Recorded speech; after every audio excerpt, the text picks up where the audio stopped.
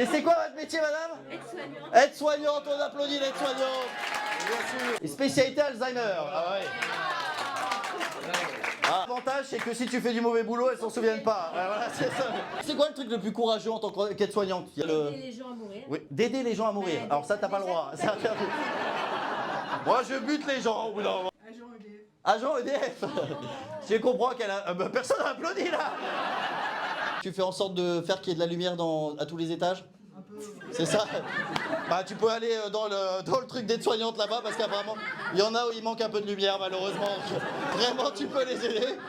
Et on va voir ce que vous avez comme phobie ce soir. Il y a quelqu'un qui m'a marqué, ma femme. Il est quand même dans un coin dans le noir, on sait pas.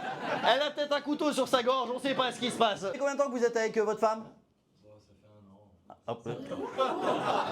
Le mec est tellement blasé, ça fait 1 an. Le temps passe si lentement. Parfois, je me demande si ça fait pas 50 ans. On a quelqu'un qui m'a marqué perdre le contrôle. Dans la totalité? De pas avoir prise sur la vie. Tu fais des TEDx ou pas? Parce que vraiment, j'ai l'impression qu'elle est en train de nous faire le contrôle. Alors nous allons faire un petit débat philosophique sur le contrôle. Qu'est-ce que le contrôle après? T'es venu avec qui ce soir? Avec mon conjoint. Avec ton conjoint, le conjoint il est content d'être contrôlé ou ça... T'as peur de perdre le contrôle de ta vie parce que t'aimes bien ta vie, c'est ça? T'aimes bien tout gérer, tout ça? Ah pas du tout. Je déteste ma vie. Ah, peut-être perdre un peu le contrôle et peut-être que tu vas kiffer au final ce qui va se passer. Perdre la tête? Bah, ça doit être ça. Ah bah c'est le mec à côté de perdre le contrôle. Il y a sa femme qui perd le contrôle et lui il perd la boule, ils sont tous les deux. On est en train de tout perdre chérie, vraiment. Tout ce qui va nous rester c'est notre argent. Ah si tu perds la tête, t'inquiète, t'as une personne qui peut t'aider là, vraiment. Moi je fais des... Vraiment. T'as dit quoi? Tu préfères t'en passer? Bon, t'inquiète, vu comment ta femme te contrôle, elle contrôlera ta tête. Normalement, tu vas rien perdre du tout, hein, vraiment. Après, il y a quelqu'un qui m'a marqué être enterré vivant. C'est qui être enterré vivant? Il y a des... Ah, c'est le monsieur. J'ai l'impression qu'il y a que des mecs en danger. Hein, vraiment. Il y a que Christian qui a l'air bien. Quelqu'un qui m'a marqué les pieds. C'est qui les pieds? Elle me l'a dit à l'entrée. Elle a fait j'ai peur des pieds. Vraiment. C'est quoi le problème avec les pieds? Je sais pas, je peux pas. Tu peux pas les pieds? Je sais pas, tous les pieds, j'aime pas. La seule personne qui, quand elle couche avec quelqu'un, elle lui demande de garder ses chaussettes, tu sais, s'il te plaît.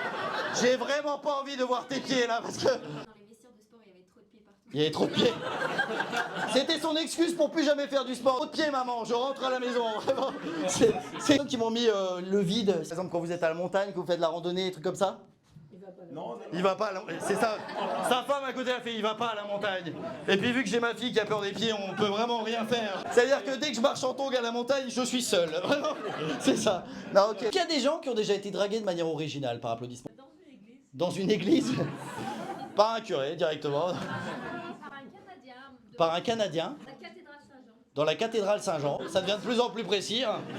On va arriver dans les catacombes. On était allongés dans une tombe. Et le curé, il a dit on va fermer l'église. Alors je suis sortie, il sortait en même temps et il m'a dit ça fait du bien de venir à l'église. Je lui ai dit ah oui, ça fait vraiment du bien. Et ça fait encore plus du bien de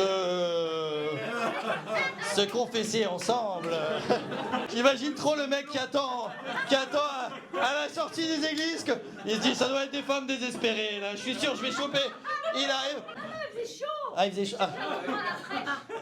Il faisait chaud. Je me suis assise à l'église où il faisait frais. Ouais, t'es sorti de l'église, t'étais toute nue. Il a fait ça fait du bien quand même. Non. On a discuté, il m'a dit bah j'ai faim, je vais aller manger au restaurant. Je dis bah moi j'ai déjà mangé. Elle lui a mis l'énorme vent. Il m'a dit un truc qui m'a un peu dérangé. Ah il y a un truc qui t'a dérangé? Il m'a dit Touche mon petit Jésus. Non. Non, je lui dis au Canada comment vous faites quand il fait moins 45 degrés Ouais. Il m'a dit non, on va au travail, on rentre dans la voiture, on sort. Je dis et C'est- comment c'est très- vous luttez contre le froid? Alors On a du temps, hein. il a dit, oui, il y a de la crème pour que ça pénètre bien. Ah. Je sentais que le mec depuis tout à l'heure était à ce restaurant quand même. Franchement, j'ai envie de bouffer un truc là. Je sais pas si c'est de la nourriture. Et en vrai, tiens, ce lubrifiant là qui est sur ma peau là rentrerait parfaitement dans la peau de quelqu'un d'autre.